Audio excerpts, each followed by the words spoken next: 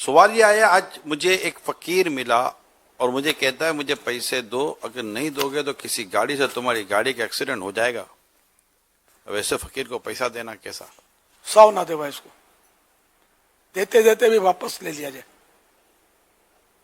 جبکہ ہاں مطلب اس کو بالکل نہیں دیے. ویسے یہ بھی ایک اسٹائل ہوتا ہے.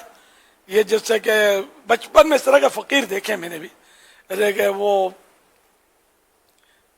نشانت لگائیں گے، بلیٹ سے چیرا ماریں گے اور چیپیاں بجائیں گے، اپنا کھڑے رہیں گے، اڑی کریں گے، دیتا ہے کہ نہیں، دیتا ہے کہ نہیں، وہ کر کے ایسا کوئی آدمی گھبرا کر تجوری کا منہ کھولنا ہی پڑے.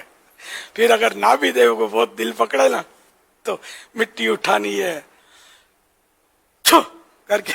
اب تو گیا کام سے. اب کچھ ہو بھی گیا تو بولے گا اس فقیر نے ہی بدوا دی ہے، میرا یہ ہو گیا ہے.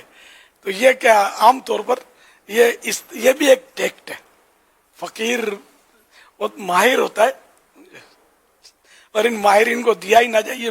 یہ پروفیشن ہے ان لوگوں کا. تو پروفیشنل بھکاری کو تو دینا بھی جائز نہیں ہے کہ یہ ان کی مدد ہے اس گناہ کے کام میں.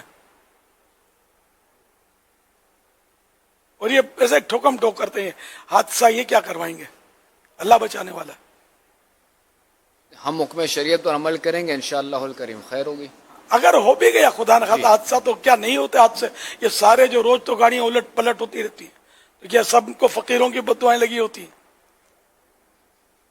اللہ پاک حفاظت کرنے والا ہے. یاد جلیل ہو 10 بار پڑھ کے اپنی تجوری پر، اپنے مال پر، اپنے گاڑی پر، موبائل پر اگر یاد رہے تو فون کر لو، دم کر لو ایک بار. تو انشاءاللہ یہ کہ اس کی بھی حفاظت ہوتی رہے گی، گاڑی کی بھی حفاظت ہوتی رہے گی انشاءاللہ.